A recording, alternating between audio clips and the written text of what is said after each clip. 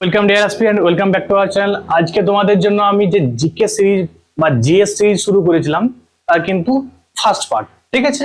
তো জেনে রাখবে এই যে এমসিকিউ গুলা করাবো প্রত্যেকটাই কিন্তু পরীক্ষায় আসার প্রশ্ন। মন দিয়ে দেখবে এবং এটা কিন্তু এখন কন্টিনিউ চলবে তোমাদের একদম ক্লাসিক পর্যন্ত। আমি চেষ্টা করছি তোমাদের যে সমস্ত এমসিকিউ গুলা প্রিভিয়াস ইয়ার, ঠিক আছে, সমস্ত প্রিভিয়াস ইয়ারকে এক জায়গায় করে আমি তোমাদেরকে মিক্স আকারে, ঠিক আছে, এবং কখনো কখনো সাবজেক্ট আকারেও দেবো আমি, ঠিক আছে? তো প্রত্যেকে মন দিয়ে দেখবে।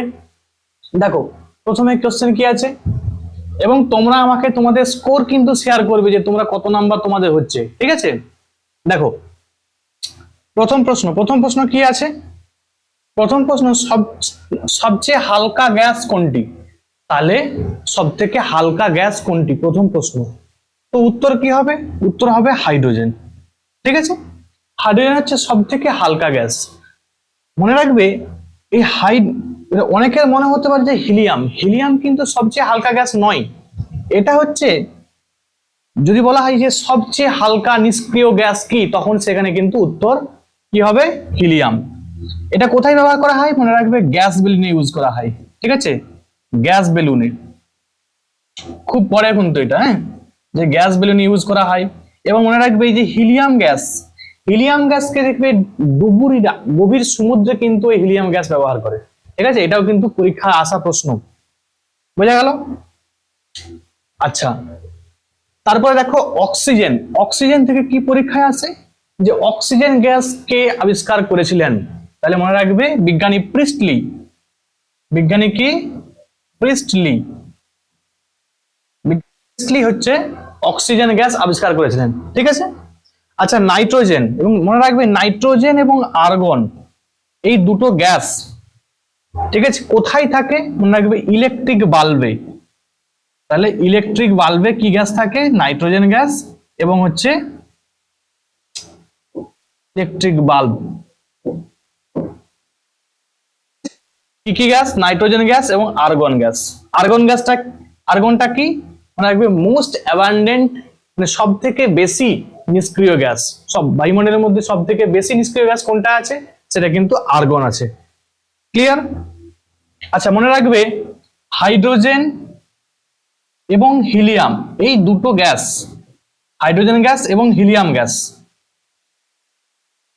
সরি, হাইড্রোজেন গ্যাস এবং হিলিয়াম গ্যাস এই দুটো গ্যাস সূর্যের মধ্যে যে সৌর শক্তি, ঠিক আছে, উৎপন্ন হচ্ছে, তাই তো? সূর্যের মধ্যে যে শক্তি উৎপন্ন হচ্ছে সেটা কিন্তু এই দুটো গ্যাসের নিউক্লিয় সংযোজনের মাধ্যমে কিন্তু হয়। কি না? নিউক্লিয় সংযোজন। পরে যে নিউক্লিয়ার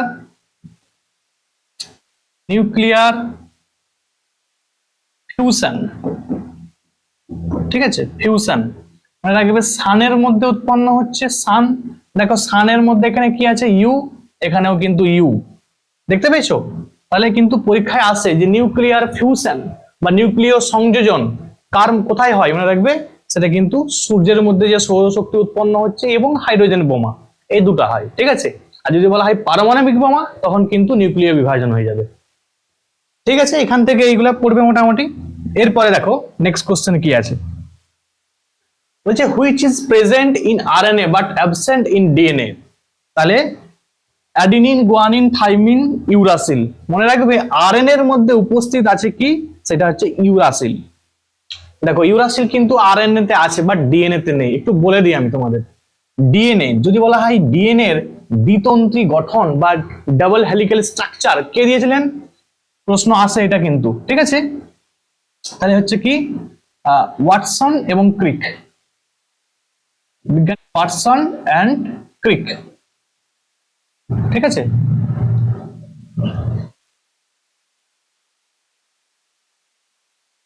ওয়াটসন এবং ক্রিক কিন্তু বলেছিলেন যে ডাবল হেলিক্যাল স্ট্রাকচার দিয়েছিলেন।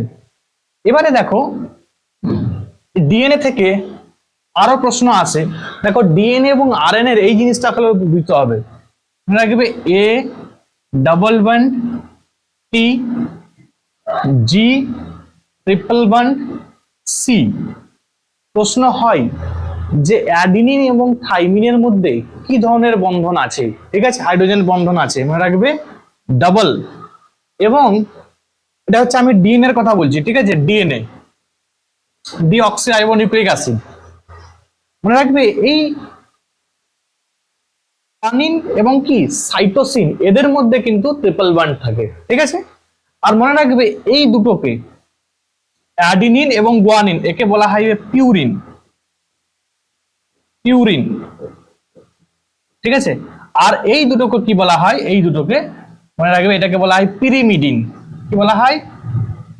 পিরিমিডিন। ক্লিয়ার? মনে রাখবে ডিএনএ তে কিন্তু দেখো ডিএনএ তে থাইমিন থাকে, বাট ডিএনএ তে থাকে নাকি ইউরাসিল। তাহলে মনে রাখবে আরএনএ এর মধ্যে আরএনএ এর মধ্যে মনে রাখবে অ্যাডিনিন থাকে এবং ইউরাসিল থাকে, থাইমিন কিন্তু থাকে না। ক্লিয়ার? তাহলে এখানে প্রশ্ন যেটা দেখতে পেলে যে আরএনএ এর মধ্যে আছে, ডিএনএ এর মধ্যে নেই, কোনটা? সেটা ইউরাসিল নেই। বোঝা গেল? খুব ইম্পর্টেন্ট প্রশ্ন, পরীক্ষায় কিন্তু বারবার এটা আসে। এর পরের প্রশ্ন কি আছে দেখো, পৃথিবীর সবচেয়ে কাছের গ্রহ কোনটি? দেখো এখানে কিন্তু সূর্যের কাছের গ্রহ বলেনি, কি বলেছে? পৃথিবীর সবচেয়ে কাছের গ্রহ। তাহলে এখানে উত্তর কিন্তু কি হবে? শুক্র গ্রহ। ক্লিয়ার?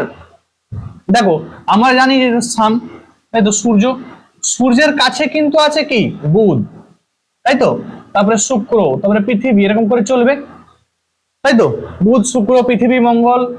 তো দেখো ব্যাপারটা হচ্ছে যদি বলা হয় যে সূর্যের সব থেকে কাছের গ্রহ কি, তখন কি হবে? বুধ, ঠিক আছে। তারপরে কে আছে? তারপরে শুক্র গ্রহ আছে, ঠিক আছে। পরে আছে মনে রাখবে পৃথিবী, পৃথিবী, পৃথিবী, ঠিক আছে। এবারে কোশ্চেন হচ্ছে তাহলে পৃথিবীর সব থেকে কাছের গ্রহ কি? মনে রাখবে শুক্র পড়ে, ঠিক আছে। অ্যান্সারটা মনে রাখবো যে শুক্র গ্রহ। বাট যদি বলা হয় সূর্যের সব থেকে কাছের গ্রহ কি, তখন উত্তর কি হবে? বুধ। ক্লিয়ার? আচ্ছা, শুক্র গ্রহকে মনে রাখবে সব থেকে হটেস্ট প্ল্যানেট এবং ব্রাইটেস্ট প্ল্যানেট বলা হয়, সব থেকে উজ্জ্বলতম গ্রহ এবং উষ্ণতম গ্রহ, ঠিক আছে। হটেস্ট প্ল্যানেট এবং হচ্ছে ব্রাইটেস্ট। দেখো সূর্যের সব থেকে কাছে আছে বুধ, বাট ও কিন্তু উষ্ণতম গ্রহ নয়। উষ্ণতম গ্রহ কে বললো? কে বললাম? শুক্র। কেন শুক্র? একটু কারণ আছে, মনে রাখবে এখানে কিন্তু প্রচুর কার্বন ডাই অক্সাইড গ্যাস থাকে, ঠিক আছে। কার্বন ডাই অক্সাইড গ্যাস বেশি থাকার জন্য এটা কিন্তু সব থেকে উষ্ণতম গ্রহ। ক্লিয়ার? আচ্ছা, মঙ্গল এবং হচ্ছে বৃহস্পতি এই দুটোর মাঝে কিন্তু অ্যাস্টেরয়েড বেল্ট আছে, ঠিক আছে। অ্যাস্টেরয়েড বেল্ট কার কার মাঝে আছে সেটা পরীক্ষায় আসে, মঙ্গল এবং বৃহস্পতি, ঠিক আছে। এবং বৃহস্পতি থেকে একটা প্রশ্ন আসে যে যদি বলা হয় আমাদের সৌরজগৎ বা সোলার সিস্টেমের সব থেকে বড় উপগ্রহের নাম কি, তখন উত্তর সেটা কি হবে? গ্যানিমিড। গ্যানিমিডটা কার? সেটা কিন্তু এই বৃহস্পতির, ঠিক আছে। প্রশ্ন হয় যে গ্যানিমিড,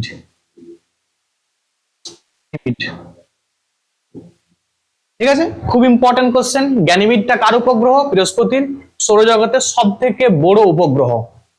মনে রাখবে এটা কিন্তু পরীক্ষায় আসা প্রশ্ন। এরপরে দেখো, আচ্ছা মঙ্গলটা একটু বলে দিই। মঙ্গলকে মনে রাখবে এটাকে লাল গ্রহ বলা হয়, লাল গ্রহ বলে। লাল গ্রহ কেন বলে? কারণ এখানের মধ্যে আয়রন, ঠিক আছে, বেশি পরিমাণে আয়রন থাকার জন্য একে লাল গ্রহ বলা হয়, ঠিক আছে। তাহলে এখানে প্রচুর পরিমাণে কি থাকে? আয়রন থাকে, আয়রন, আয়রন থাকার জন্য। দেখো আমি যখন সোলার সিস্টেম তোমাদের পড়াবো তখন কিন্তু আরো অনেক প্রশ্ন এখান থেকে হয়, ঠিক আছে, সোলার সিস্টেম থেকে, সেটা কিন্তু আমি তোমাদের পড়াবো।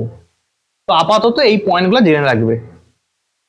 এরপরে কি দেখো বলছে, ভারতের কোন ব্যাংক প্রথম এটিএম চালু করেন? খুব ইম্পর্টেন্ট প্রশ্ন, পরীক্ষায় আসা প্রশ্ন। সেটা কি হবে? এইচএসবিসি, ঠিক আছে, এইচএসবিসি। এবারে আমি তোমাদের একটু বলি, দেখো দেখো এই যে এসবিআই, এসবিআই কখন তৈরি হয়েছিল? এটা পরীক্ষা আসা প্রশ্ন। মনে রাখবে 1955 সালে, 1955 সালে। আর আরবিআই কখন তৈরি হয়েছিল? RBI, RBI reserve bank of India, মনে রাখবে রিজার্ভ ব্যাংক অফ ইন্ডিয়া 1935 সালে তৈরি হয়েছিল। বাট ন্যাশনালাইজেশন কখন হয়েছিল? ন্যাশনালাইজেশন হয়েছিল 1949 সালে, ঠিক আছে। জাতীয়করণ হয়েছিল কত সালে? 1949 সালে। দেখো তোমরা প্রত্যেকে জানো যে আরবিআই তৈরি হয়েছিল হিলটন ইয়ং কমিশনের সুপারিশে, হিলটন ইয়ং কমিশনের সুপারিশে তৈরি হয়েছিল। তোমাদের দেখো আমি একটু বলি, দেখো তিনটা ব্যাংক, একটা হচ্ছে bank of Kolkata, bank of Bombay, এবং ব্যাংক অফ মাদ্রাস। এই তিনটা ব্যাংক একত্রিত হয়ে 1921 সালে কি ব্যাংক তৈরি করেছিল? ইম্পেরিয়াল ব্যাংক অফ ইন্ডিয়া তৈরি করেছিল। কি bank? Imperial bank of India. দেখো এগুলা কিন্তু প্রত্যেকটাই পরীক্ষা আসা প্রশ্ন। ইম্পেরিয়াল ব্যাংক অফ ইন্ডিয়া, ঠিক আছে? তাহলে ইম্পেরিয়াল ব্যাংক অফ ইন্ডিয়া 1921 সালে তৈরি হয়। এই ইম্পেরিয়াল ব্যাংক অফ ইন্ডিয়া 1955 সালে নাম চেঞ্জ হয়ে কি তৈরি হয়? এসবিআই তৈরি হয়। তাহলে প্রশ্ন হয় যে এসবিআই কবে তৈরি হয়েছে? এসবিআই 1955 সালে তৈরি হয়েছে। এসবিআই কবে ন্যাশনালাইজেশন হয়েছে? ঠিক আছে, মনে রাখবে 1955 সালেই কিন্তু এসবিআই ন্যাশনালাইজেশন হয়েছে। তাহলে এই প্রশ্নগুলা কিন্তু খুব ইম্পর্টেন্ট প্রশ্ন। এবং প্রশ্ন পড়ে এই যে তিনটা প্রেসিডেন্সি ব্যাংক আছে, তিনটা প্রেসিডেন্সি ব্যাংকের মধ্যে প্রথম তৈরি হয়েছিল কোনটা? মনে রাখবে ব্যাংক অফ কলকাতা, এটা কিন্তু প্রথম তৈরি হয়েছিল। ঠিক আছে, চলো নেক্সট কোশ্চেন কি আছে দেখি। দেখো আরবিআই যখন পড়াবো আমি তোমাদের, ঠিক আছে, রিজার্ভ ব্যাংক অফ ইন্ডিয়া বা টোটাল যে ব্যাংকিং সিস্টেমটা, তখন কিন্তু আমি আরো ডিটেলে পড়াবো কিন্তু। হ্যাঁ, দেখো ভারতীয় ধান গবেষণাগার কোথায় আছে? এটা খুব ইম্পর্টেন্ট প্রশ্ন। এটা হচ্ছে কি হবে? কটক, উড়িষ্যার কটকে। দেখো কটক যখনই নামটা আসবে তখনই মনে রাখবে যে নেতাজি সুভাষচন্দ্র বসু, নেতাজি, ইনার কিন্তু জন্মস্থানটা পড়ে, সেটা কি মনে রাখবে? উড়িষ্যার কটকে।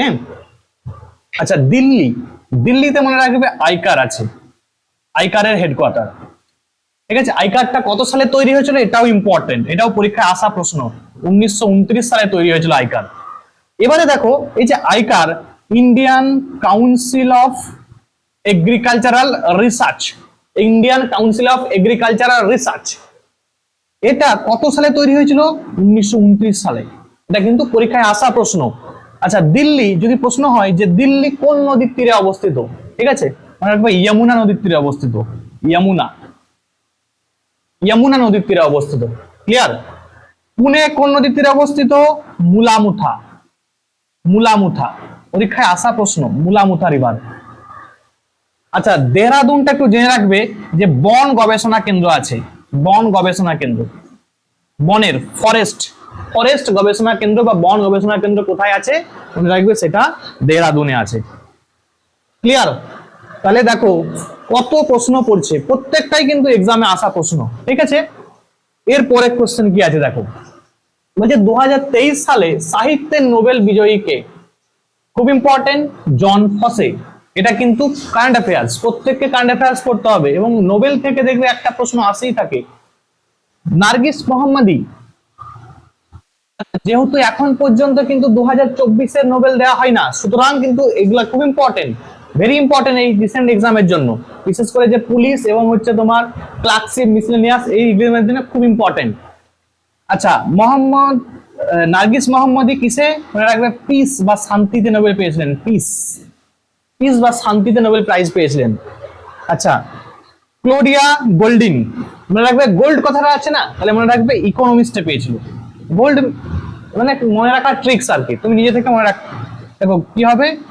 ইকোনমিক্স,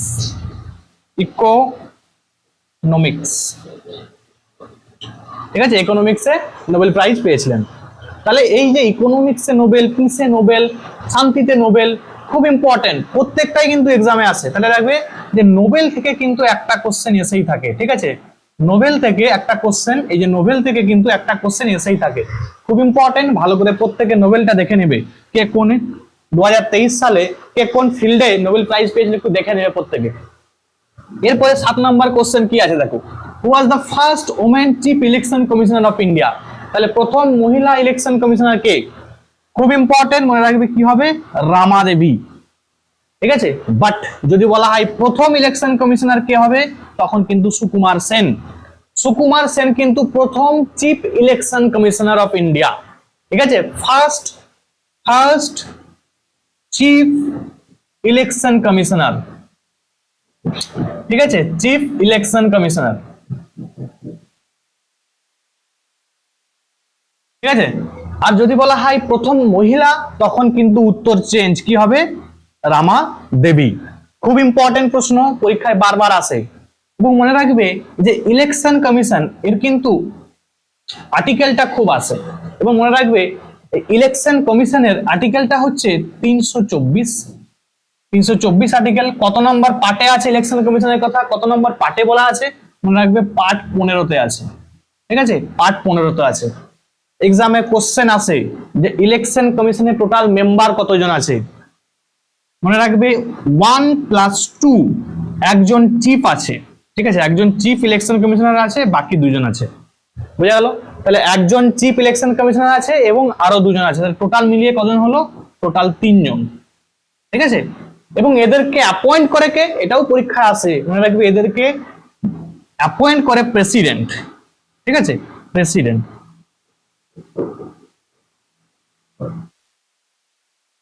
ঠিক আছে, এরপরে দেখো পরের কোশ্চেন কি আছে। পরের কোশ্চেন, আন্তর্জাতিক মুদ্রা তহবিলের সদর দপ্তর কোথায় অবস্থিত? তাহলে আইএমএফ এর হেডকোয়ার্টার কোথায় জেনেছে? মনে রাখবে আইএমএফ এর headquarter Washington DC. Very important question, বারবার পরীক্ষায় আসে, একটু ভালো করে বুঝে নাও। দেখো 1944 সালে ব্রিটেন উড কনফারেন্স হয়েছিল। ঠিক আছে, ব্রিটেন উড কনফারেন্সের মাধ্যমে 1945 সালে, ঠিক 1 বছর পরে, 1945 সালে কি কি তৈরি হয়েছিল? মনে রাখবে ওয়ার্ল্ড ব্যাংক তৈরি হয়েছিল। ওয়ার্ল্ড ব্যাংক, ওয়ার্ল্ড ব্যাংক, এবং মনে রাখবে আইএমএফ তৈরি হয়েছিল। ঠিক আছে, আইএমএফ এবং ওয়ার্ল্ড ব্যাংক 1945 সালে তৈরি হচ্ছে। এবং পরে যে আইএমএফ এর কারেন্সি খুব পড়ে, কারেন্সি, কারেন্সি, কারেন্সি কি? মনে রাখবে এটাকে পেপার গোল্ডও বলা হয়। কি বলা হয়? SDR, SDR, special drawing right. এটাকে কি বলা হয়? কি বললাম? পেপার গোল্ডও বলা হয়, পেপার গোল্ড। ঠিক আছে, দেখো খুব ইম্পর্টেন্ট, যেগুলা বলছি কিন্তু প্রত্যেকটাই এক্সামে আসা প্রশ্ন। আবার বলছি, দেখো 1944 সালে কি তৈরি হয়েছিল? না, ব্রিটেন উড কনফারেন্স হয়েছিল। সেই ব্রিটেন উড কনফারেন্সের মাধ্যমে 1945 সালে দুটো ব্যাংক তৈরি হলো। ঠিক আছে, ওয়ার্ল্ড ব্যাংক এবং আইএমএফ, আইএমএফ। দেখো যেহেতু এটা ব্রিটেন উড কনফারেন্সের মাধ্যমে তৈরি হয়েছিল, প্রশ্ন আছে যে ব্রিটেন উড টুইন্স কাদের বলা হয়? ওয়ার্ল্ড ব্যাংককে বলা হয় এবং হচ্ছে আইএমএফ কে বলা হয়।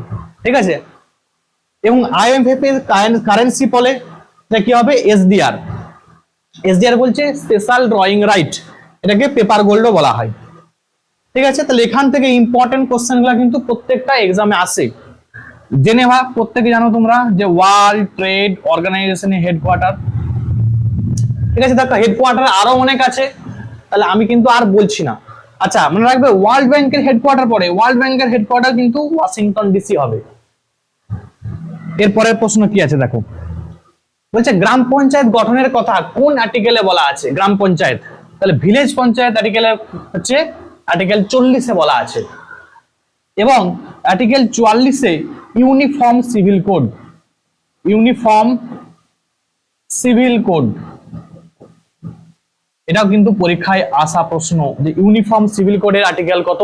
এটা কত? আর্টিকেল 44। এর পরের প্রশ্ন কি আছে দেখো,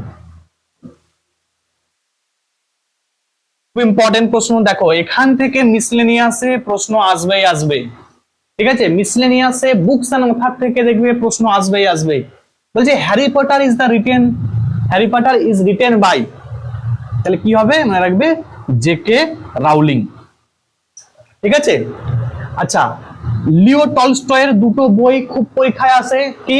war and peace, war and peace. ঠিক আছে, আরেকটা কি আছে?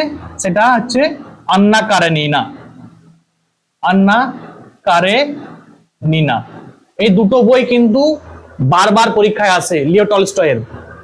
দেখো এই জন মিল্টনের কি বই আছে? মনে রাখবে প্যারাডাইস লস্ট এবং প্যারাডাইস রিগেন। এবং রুডিয়ার্ড কিপলিং এর বইও পরীক্ষায় আসে, কি? না, দা জঙ্গল বুক, জঙ্গল বুক। দেখো যেগুলা বললাম প্রত্যেকটাই কিন্তু এক্সামে আসা প্রশ্ন, ঠিক আছে, একটু ভালো করে দেখে নেবে। এর পরের কোশ্চেন কি আছে, which metal is not present in German silver. খুব ইন্টারেস্টিং কোশ্চেন, দেখো বলছে জার্মান সিলভারের মধ্যে কোনটা নেই। এবারে আমরা প্রত্যেকে ভাববো যে সিলভার আছে, তাহলে মনে হচ্ছে সিলভার থাকতে পারে। মনে রাখবে সিলভার, জার্মান সিলভার নামটাই, ঠিক আছে, জার্মান সিলভার একটা হচ্ছে কি না, একটা হচ্ছে মিশ্র ধাতু, এর মধ্যে কিন্তু কোনো সিলভার থাকে না, ঠিক আছে, এজি থাকবে না। ক্লিয়ার? কি কি থাকে মনে রাখবে, কপার, জিঙ্ক এবং হচ্ছে নিকেল, এই দুটো থাকে, এই তিনটা জিনিস থাকে জার্মান সিলভারের মধ্যে, ঠিক আছে। যদি শুধু প্রশ্ন হয় যে কপার জিঙ্কের সঙ্গে কি থাকে, মনে রাখবে কপার এবং জিঙ্ক, তামা এবং দস্তা, এই দুটো মিশিয়ে কি উৎপন্ন হয়, কোন মিশ্র ধাতু উৎপন্ন হয়, সেটা হচ্ছে ব্রাস। ব্রাস মানে কি, পিতল। এক্সামে আসা প্রশ্ন, ঠিক আছে। আচ্ছা, আরো একটা প্রশ্ন আছে, দেখো প্রশ্ন হবে যে লেড পেন্সিলের মধ্যে লেডের পরিমাণ কত, সেখানে মনে রাখবে লেড পেন্সিলে লেডের পরিমাণ 0%। অ্যাকচুয়ালি লেড পেন্সিলে লেড থাকেই না, তার জার্মান সিলভারে সিলভার থাকেই না। ক্লিয়ার? এই প্রশ্নগুলো কিন্তু এক্সামে আসে, কনফিউজ করার জন্য এই কোশ্চেনগুলো দেয় কিন্তু পরীক্ষার্থীরা। System is the feature of অ্যাবালসিয়ান সিস্টেমটা মনে রাখবে ম্যামেলস এর বোন, ঠিক আছে, ম্যামেলস এর বোনে হচ্ছে অ্যাবালসিয়ান সিস্টেমটা থাকে। হ্যাঁ, তারপরে কোশ্চেন কি আছে দেখো, নিম্নোক্ত কোনটি মানুষের বংশগত রোগ নয়। দেখো এখানে কিন্তু সবাই আমরা ভাবি যে তিনটার মধ্যে যে কোনো একটা উত্তর হবে, নানটাকে আমরা বাদই দিয়ে দিই, কিন্তু এটা জেনে রাখবে কখনো কখনো মানে যে কোশ্চেন হয় ভালো করে তোমাকে জানতে হবে, কখনো কখনো কিন্তু নান অপশনেও দেই। দেখুন, দেখো এই বংশগত রোগ নয়, বর্ণান্ধতা এটা বংশগত রোগ, হিমোফিলিয়া, থ্যালাসেমিয়া সবগুলাই বংশগত রোগ, তাহলে কি হবে এখানে উত্তর, নান হবে, ঠিক আছে, যেহেতু বলেছে বংশগত রোগ নয়, তাহলে প্রত্যেকটাই বংশগত রোগ। এরপরে দেখো এই হিমোফিলিয়া, এখান থেকে কোশ্চেন কি হয় মনে রাখবে, এটাকে রয়্যাল ডিজিজ বলা হয়। রয়্যাল ডিজিজ বলা হয় কেন, রয়্যাল ডিজিজ বলা হয়, রানী ভিক্টোরিয়ার এই ডিজিজটা হয়েছিল। দেখো হিমোফিলিয়া যার রোগ হবে, তার যদি কোনো জায়গা কেটে যায়, কোনো বডির কোনো জায়গা কেটে যায়, সেখানে কিন্তু ব্লাড ক্লটিং হবে না, রক্ত তঞ্চন হবে না, ঠিক আছে। তাহলে রানী ভিক্টোরিয়ার কিন্তু এই রোগটা কিন্তু হয়েছিল, এই জন্য এটাকে বলা হয় রয়্যাল ডিজিজ। ক্লিয়ার? এর পরের প্রশ্ন কি আছে দেখো, বলছে ফ্লেমিং এর বামহস্ত নিয়মে তর্জনী ব্যবহৃত হয়, তর্জনীকে কি জন্য ব্যবহার করা হয়, মনে রাখবে এটা উত্তর হবে চৌম্বক ক্ষেত্রের দিক নির্দেশ করে, ঠিক আছে। একটু আমি বলি, দেখো ফ্লেমিং এর বামহস্ত নিয়ম, এই যে ফ্লেমিং এর বামহস্ত নিয়ম, এটা কি বৃদ্ধাঙ্গুষ্ঠ, এটা তর্জনী, এটা মধ্যমা। এবারে দেখো মনে রাখবে কিভাবে, দেখো বৃদ্ধাঙ্গুষ্ঠ ফার্স্ট বা মোশন, ঠিক আছে। তারপরে কি আছে দেখো, এটা তর্জনী, তর্জনীতে কি আছে, ম্যাগনেটিক ফিল্ড, চৌম্বক ক্ষেত্র। আর এখানে দেখো এটা কি আছে, কারেন্ট বা তড়িৎ প্রবাহ। বোঝা গেল? তাহলে এখান থেকে কিন্তু আসে, তো এই তিনটাই দেখবে কোনো না কোনো এক্সামে আসছে, যে তিনটা দিয়েই। তো আমি বলে রাখি এটা ট্রিকটা, টি এম সি এভাবে মনে রাখতে পারো। টি ফর, দেখো T M C, T for thirst, thirst মানে কি, থার্স্ট বা মোশন, তাই তো। তারপরে দেখো এম, এম ফর কি আছে, ম্যাগনেটিক ফিল্ড, তাই তর্জনীতে কি থাকে, ম্যাগনেটিক ফিল্ড থাকে।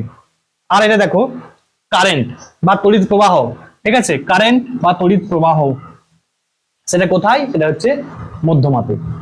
তাহলে এই প্রশ্ন কিন্তু আসবে ঘুরিয়ে ঘুরিয়ে, ঠিক আছে। এটা ফ্লেমিং এর বামহস্ত নিয়ম, ভেরি ইম্পর্টেন্ট, দেখে নিবে। তো এইভাবে কিন্তু মনে রাখতে পারো, ঠিক আছে, টিএমসি এই দিয়েও মনে রাখতে পারো। এর পরের কোশ্চেন কি দেখো, বলছে who wrote the book Hindu view of life, ঠিক আছে, হিন্দু ভিউ অফ লাইফ, উত্তর কি হবে মনে রাখবে, সর্বপল্লী রাধাকৃষ্ণন। তো একটু বলে রাখি তোমাদের, দেখো সর্বপল্লী রাধাকৃষ্ণন ফার্স্ট কে ছিলেন না, প্রথম উপরাষ্ট্রপতি ছিলেন, এবং কি ফার্স্ট ভাইস প্রেসিডেন্ট। তাহলে খুব পরে যে ভাইস প্রেসিডেন্ট, প্রথম ভাইস প্রেসিডেন্ট কে ছিলেন, রাখবে সেকেন্ড প্রেসিডেন্ট ছিলেন, ঠিক আছে, সেকেন্ড প্রেসিডেন্ট। ক্লিয়ার? দেখো এখানে রাজেন্দ্র প্রসাদ, আচ্ছা মনে রাখবে এই যে সর্বপল্লী রাধাকৃষ্ণনের জন্মদিন উপলক্ষে কিন্তু 5 সেপ্টেম্বর, যেটা হচ্ছে তোমার টিচার্স ডে পালন করা হয় এই 5 সেপ্টেম্বর ডক্টর সর্বপল্লী রাধাকৃষ্ণনের জন্মদিন উপলক্ষে কিন্তু। আচ্ছা রাজেন্দ্র প্রসাদ দেখো সব থেকে লংগেস্ট সার্ভিং, দেখো দুবার ছিল পরপর প্রেসিডেন্ট ছিল, তাহলে সব থেকে লংগেস্ট এখন পর্যন্ত যতগুলো প্রেসিডেন্ট আছে তার মধ্যে সব থেকে বেশি সময় বা লংগেস্ট সার্ভিং প্রেসিডেন্ট কে ছিলেন, এটা কিন্তু পরীক্ষায় আসে, কি হবে? ডক্টর রাজেন্দ্র প্রসাদ। ঠিক আছে, খুব ইম্পর্টেন্ট। দেখো এই যে দাদাভাই নওরোজি, রাজেন্দ্র প্রসাদ ইনাদের সম্বন্ধে কিন্তু আমি ডিটেলে তোমাদের পড়িয়েছি, যে ইম্পর্টেন্ট পার্সোনালিটি পড়িয়েছি, সেখানে চলে যাও, সেখানে দেখবে প্রত্যেকটা ভালো করে পড়ানো আছে, একটু ভালো করে দেখে নেবে ওইগুলো। ঠিক আছে, এরপরে কি দেখো, 1 rupee note bear the signature of, তাহলে 1 টাকার নোটে কিসের সিগনেচার থাকে? তাহলে এটা কি মনে রাখবে, কার সিগনেচার থাকে? ফাইন্যান্স সেক্রেটারি বা অর্থ সচিবের। খুব ইম্পর্টেন্ট, অর্থ সচিব।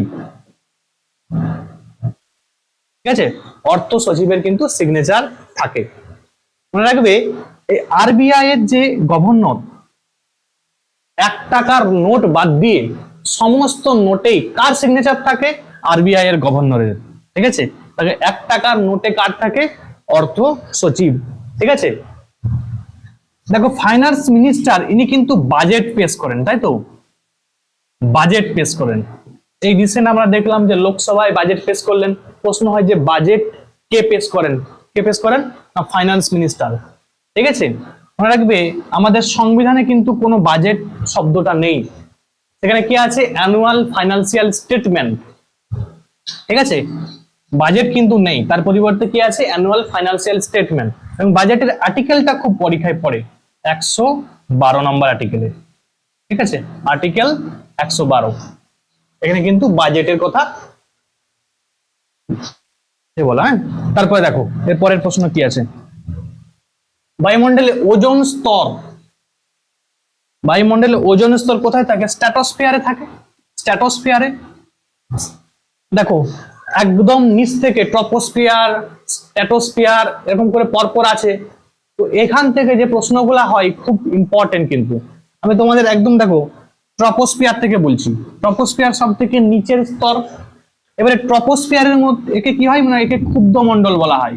মনে রাখবে যত ঝড়, হ্যাঁ, বৃষ্টি, বজ্রপাত সবকিছু কিন্তু এখানে হয়, এই জন্য এটাকে কি বলা হয়?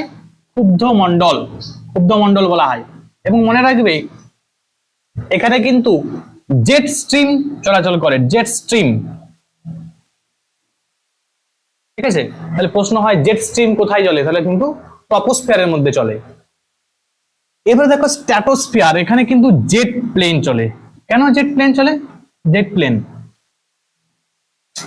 ঠিক আছে, কারণ এটাকে শান্ত মণ্ডল। ঠিক আছে, এটাকে শান্ত মণ্ডল, এখানে কিন্তু ঝড় বৃষ্টি বজ্রপাত কিচ্ছু হয় না, এটাকে কি বলা হয়? শান্ত মণ্ডল বলা হয়, শান্ত মণ্ডল। তাহলে এখানে কি হয়? জেট প্লেন, এই যে যত প্লেন চলছে সবই কিন্তু এই স্ট্র্যাটোস্ফিয়ারের মধ্যেই চলছে। ঠিক আছে, আচ্ছা তবে দেখো মেসোস্ফিয়ার, এটা হচ্ছে সব থেকে শীতলতম স্তর, শীতলতম। তাহলে সব থেকে শীতলতম স্তর কি? সেটা হচ্ছে মেসোস্ফিয়ার। এই মেসোস্ফিয়ারের মধ্যেই কিন্তু মেরু জ্যোতি বা মেরু প্রভা এগুলো পুরে কিন্তু ছাই হয়ে যায়। ঠিক আছে, থার্মোস্ফিয়ার, থার্মোস্ফিয়ার একে আয়নোস্ফিয়ারও বলা হয়, থার্মোস্ফিয়ার বা আয়নোস্ফিয়ার বলা হয়। ঠিক আছে, এখানে কিন্তু জেনে রাখবে যে তোমার বেতার তরঙ্গ প্রতিফলিত হয়ে, ঠিক আছে, এখান থেকে প্রতিফলিত হয়ে আবার পৃথিবীতে কিন্তু বেতার তরঙ্গ ফিরে আসে। ঠিক আছে, আর আর যত স্যাটেলাইটস এই কিন্তু থার্মোস্ফিয়ারে কিন্তু স্যাটেলাইটস থাকে আর কি। তো এখানে এরকম প্রচুর ইম্পর্টেন্ট প্রশ্ন আছে, সবগুলাই ভালো করে দেখবে, প্রত্যেকটা এক্সামে আসা প্রশ্ন।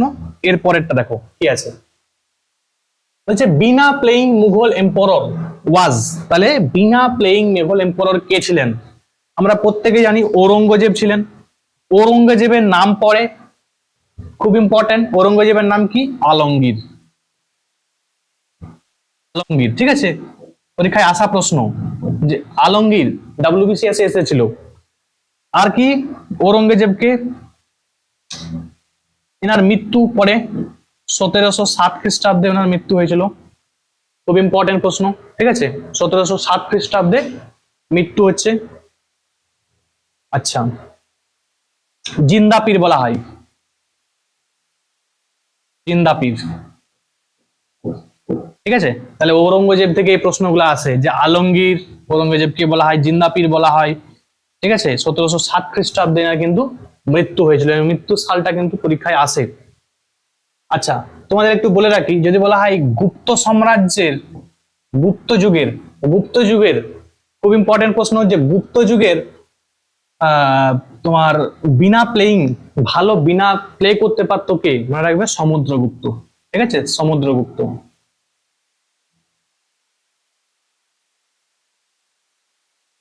সমুদ্রগুপ্ত, এটা কিন্তু পরীক্ষায় আসে, ঠিক আছে। এনাদের সম্বন্ধে আরো পরে বলবো আমি। এরপরে কোশ্চেন কি আছে দেখো, ওয়াশিংটন ডিসি কোন নদীর তীরে অবস্থিত? ভেরি ইম্পর্টেন্ট কোশ্চেন, মনে রাখবে। সেটা হচ্ছে পোটোম্যাক রিভার, ঠিক আছে। পোটোম্যাক রিভারের তীরে কিন্তু ওয়াশিংটন ডিসি আছে। নিউ ইয়র্ক শহরটা, নিউ ইয়র্ক, এই শহরটা কিন্তু এই হাডসন রিভার বা হাডসন নদীর তীরে অবস্থিত। এবং লন্ডন, ঠিক আছে, লন্ডনটা কিন্তু থেমস নদীর তীরে অবস্থিত। দেখো এই যে রিভার গুলা পড়ে, যে কোন নদীর তীরে কোনটা অবস্থিত, এটা কিন্তু পরীক্ষা আসে প্রচুর, ঠিক আছে। এরপরের প্রশ্ন কি আছে দেখো, বলছে হুইচ সেপারেট আফ্রিকাকে ইউরোপ থেকে কে আলাদা করেছে? তাহলে আফ্রিকাকে ইউরোপ থেকে আলাদা করেছে জিব্রাল্টার প্রণালী। দেখো এই জায়গাটা থেকে খুব ইম্পর্টেন্ট প্রশ্ন আসে। জিব্রাল্টার প্রণালীকে মনে রাখবে ভূমধ্য সাগরের চাবিকাঠি বলা হয়। অ্যাকচুয়ালি আমি একটু ভালো করে দেখাই, তাহলে তোমরা ভালো করে বুঝতে পারবে। দেখো এই যে ইমেজটা দেখতে পাচ্ছ, এখানে কি আছে?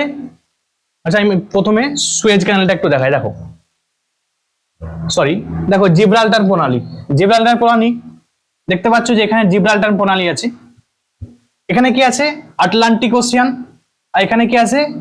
মেডিটেরিয়ান সি বা ভূমধ্য সাগর।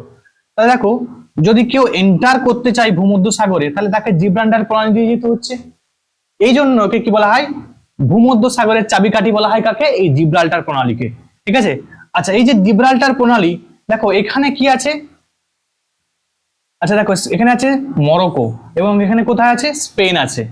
তাহলে প্রশ্ন হয় যে কোন দুটি দেশের মাঝে, দেশ যদি কান্ট্রি বলে তখন কি হবে? স্পেন এবং মরক্কো, ঠিক আছে। স্পেন এবং মরক্কোর মাঝে আছে কে? জিব্রাল্টার প্রণালী। বাট যদি বলা হয় কন্টিনেন্ট, ঠিক আছে, বা কোন দুটি মহাদেশের মাঝে আছে, তখন উত্তর চেঞ্জ হয়ে যাবে। কি কি হবে? ইউরোপ এবং আফ্রিকা। ইউরোপ এবং আফ্রিকা মহাদেশের মাঝে কে আছে? জিব্রাল্টার প্রণালী।